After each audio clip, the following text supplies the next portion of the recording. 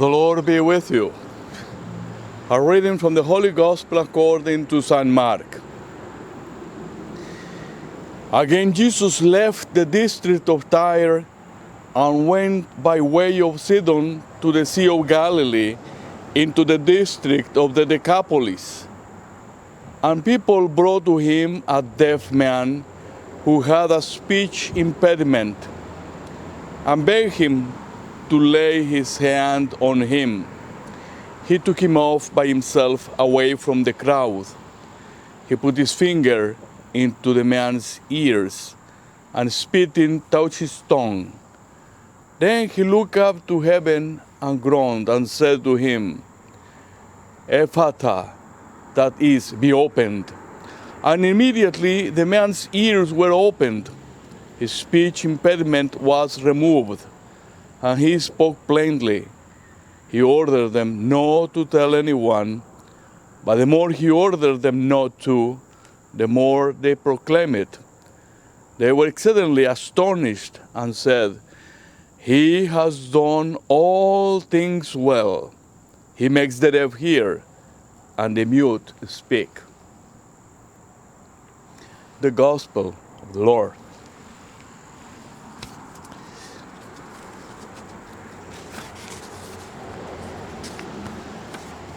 I found this joke that really makes me laugh.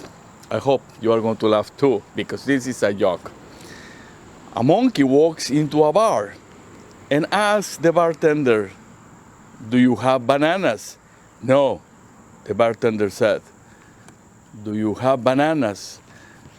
The monkey asked, and the bartender answered, I said no. And the monkey asked again, Do you have bananas? And the bartender, upset, says, No, are you deaf or what?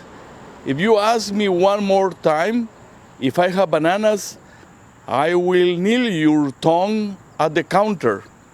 The monk asked, Do you have nails? And the bartender said, No.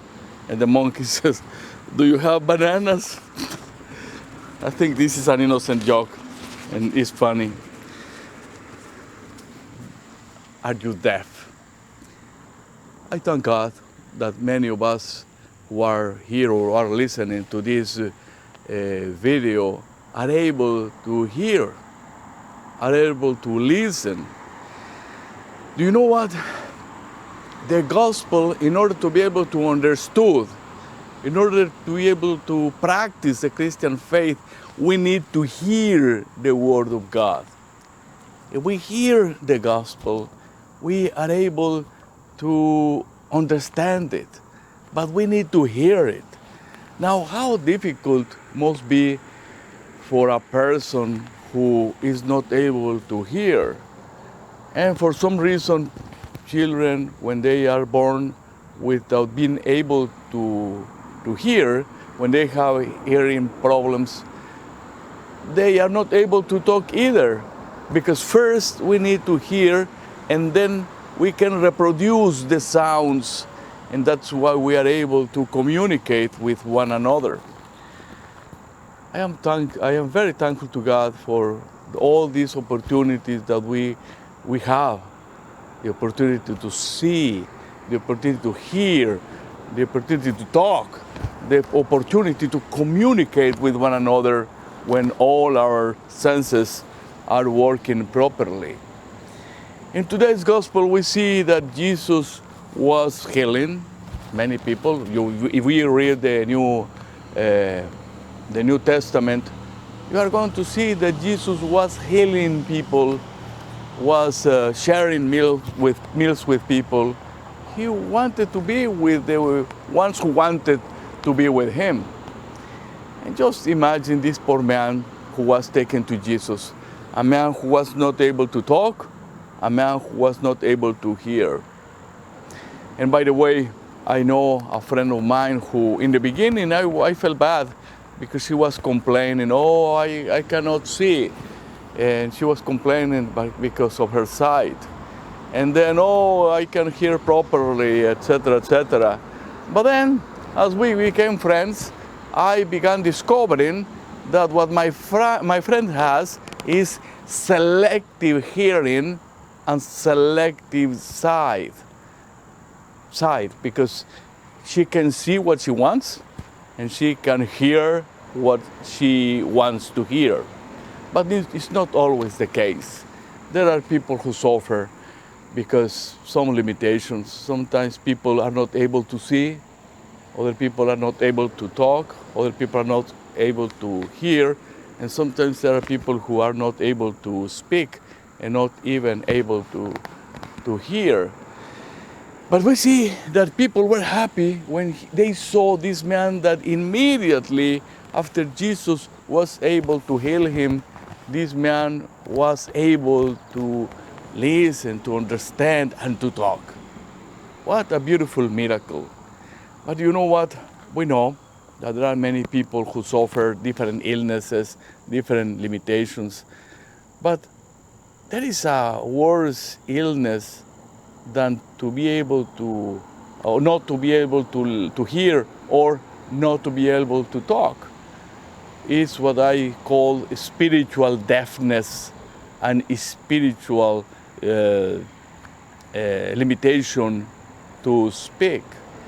Now what happened? Many people don't want to be in trouble. That's why they don't want to listen. They don't want to listen anything. And there are people who don't want to talk. Do you remember there are famous 3 monkeys that they call the wise monkeys? There is one monkey, you can see it in paintings or little sculptures. You can see one monkey that says, "Oh, I speak no evil." Another one, I listen no evil. Another one, I do not see any evil. Well, and by the way, one day I saw these 3 monkeys and another one. The one who says, I see nothing. Another one, I hear nothing. And the other one says, I speak nothing. And the fourth one says, I have no fun. Well, what I call spiritual deafness is when people do not want to listen, or when people listen from their own sources. Today, more than ever, we need to hear the gospel, and we need to hear about Jesus. We need to hear about Jesus because it seems to me that people who do not go to church are people who do not want to listen to Jesus. And this is something very sad, because the message from Jesus, the gospel of Jesus, is the good news. It's always something good that Jesus is telling us. Always, always, always something good that Jesus wants us to teach us or to remind us something that we need to be reminded. Now, you remember how the gospel was spread? It was because the apostles were able to give testimony of Jesus, and they went to different places to preach the gospel. And now we can see that the successors of the apostles are the bishops, and the helpers of the bishops are the pastors and priests. And today, more than ever, we need to talk about Jesus and to stress the miracles that Jesus did. Today we see in the gospel that Jesus restored the hearing and the opportunity to speak, the ability to talk to a man who was not able to speak because he had a speech impediment and he also had a hearing limitation. Today, more than ever, we need to talk. We need to talk about Jesus, but first we need to be taught about Jesus' message, the miracles that Jesus performed, and how we can also make an impact on people's lives. Teachers and parents and leaders need to talk more about Jesus and to trust in Jesus, especially in our difficulties. Today there are many people who only listen to the media, and today there are many people who look for alternative sources of information. And many people want to solve problems who are not their own responsibilities. And then people can criticize many things because we see some of the news, and then we can have our own opinions. We have our own way to say, well, I am a conservative, I am a liberal, I am in the middle. But what's that? Today, more than ever, we need to be reminded that all of us are children of God, and all of us have one specific mission. And our mission is to go to heaven and to take to heaven people who are around us, the ones that God has given us the responsibility to be their guides, the shepherds. And who are our shepherds? Well, depends on the circumstances. In a family, the father and the mother are the shepherds and are the ones who have to lead the children to Jesus. And the goal of a father or mother is to go to heaven and to take the children to heaven. And the goal of a pastor in the church is to go to heaven and to take to heaven the families and all the parishioners who are entrusted to his care. And the goal of the government is the same thing, to look for the well-being of the people here on earth and then lead them to heaven. Today we are very aware that in our country and in many other countries there is a separation of state and the church, which is sometimes a good thing, but sometimes could be a bad thing. Because for I myself, I am a Catholic and I am also a citizen. I love my country, I love my God and the church, and I am supposed to behave and to give good example to people who are around me. You remember some of the most important values of human beings is God, our country, our family, our community. This is something that we need to fight for. This is something that we need to improve. There is always something that we can do for them. And it's not necessary to do something extraordinary. By doing little things here and there, we are going to be able to transform our society, our world that desperately are in need of role models.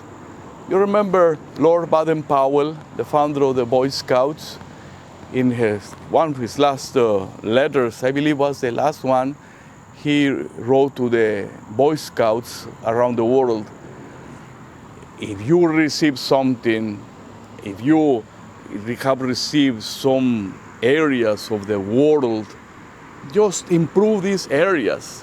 Let the world in better conditions than in the way that you found them. Transforming things, this is something beautiful. To spend our life making things better. Transforming our lives doing something better for the communities, to spend our life helping people to be better. And when we see a person who is sad, it's always important to go to approach that person and to give them a smile. This is something beautiful. When you go to the bank or to the supermarket, or when you go shopping, or when you go everywhere, if you find sometimes, even to the doctor or wherever you go, when you find people who are bitter, people who do not want the job, people who are mean with others, well, this is not something good. It's not a pleasant experience. But how different is when we go to a restaurant or a place where we find people who smile at you, people who take care of you, people who are really concerned about you. This is something that people need to hear. This is something that people need to see. And this is something that people need to experience. It's something difficult. For some people might be difficult. But for Christians, we are called to have a big heart and to love everybody and to learn how to love them and to learn how to accept them and to learn how to understand them. All these things are very important because very often people are very selfish. You find people who only think about themselves. And that is something terrible, because thinking about ourselves are limitations. We need to be men and women for others. We need to be men and women to help others, especially people who are in need, or to strengthen people who are fine, and to just be good role models. I hope all the Christians who are around us can continue enjoying being Christians, because we are optimist people. We are people who discover in Christ the grace and the happiness that only comes from Jesus. Only the good things come from Jesus. And the bad things, we know, come from Satan. And Satan is the one who poisons relationships. Satan is the one who poisons people's hearts. Satan is the one who likes to see people sad, depressed, unhappy. And Jesus is the one who wants people to awake, people who are optimists, because they have received the seed of the gospel. All of us are called to be the light of the world and the salt of the earth. These two things are very important, as I told you last week about how important it is to be the salt of the earth, because if the salt loses its flavor, it's useless. Christians who do not enjoy Christianity, Christians who are not able to follow in Jesus properly, are people who have lost their flavor. And this is something very sad, but there is always a moment in which we can recover that Christian identity, in which we can follow Christ and sharing our own happiness, the happiness that comes from Jesus, with one another. So today, as we remember the beautiful gospel, when a man who was isolated from the community because he was not able to listen to them, because he was not able to talk about his own emotions, his own impressions, his own frustrations, his own joys. When he encountered Jesus, Jesus healed him, and he helped him to be able to listen and to hear him and to talk about the marvelous miracle that Jesus has performed on him. So I pray the Lord can continue performing miracles and help us to listen His words, and help us to speak, to speak, to help us to overcome our fears, to be able to preach the gospel, to talk about Jesus, and to see the wonderful things that Jesus has done and continues doing for us, the many miracles that we experience every day. But in order to do this, we need to see, we need to hear, we need to talk, and we need to experience the love of God in order to be able to share it with one another. With one another. May God bless you.